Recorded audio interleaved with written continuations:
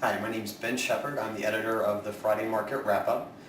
This week was light on economic releases, largely because of the MLK Jr. holiday on Monday, but the housing report did come out. There was some good news and some bad news in there, and a lot of investors might not have noticed the good news. The bad news first, the pace of sales did decline rather markedly, and housing prices have fallen for the first time in almost 4 decades. But the good news was very deep down in the report, there was a line about the inventory of unsold homes. And the good news there is that inventory has declined to 9.1 months worth of supply versus the 10.6 month supply that we previously had.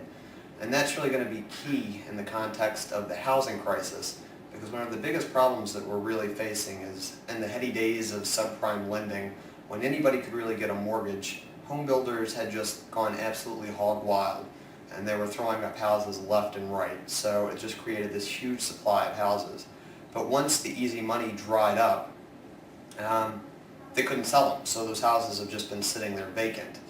But recently, because of the Fed rate cuts, we've been seeing the mortgage rates coming down, and that's starting to bring new buyers out of the woodwork. So what all of this means is that as that supply dwindles, you're going to see the housing prices stabilize, because with housing it really is very much a function of supply and demand as to how much those houses are going to go for.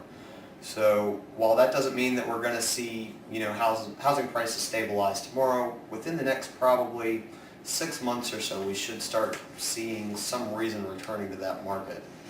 The other bit of good news that we got as far as economic releases go this week is the unemployment numbers actually dropped. We lost 1,000 initial jobless claims, and about 79,000 ongoing claims fell off the rolls. So that really shows that businesses are kind of taking a step back and waiting to see how the economy is really going to play out before they start moving towards layoffs to solve some of their payroll issues.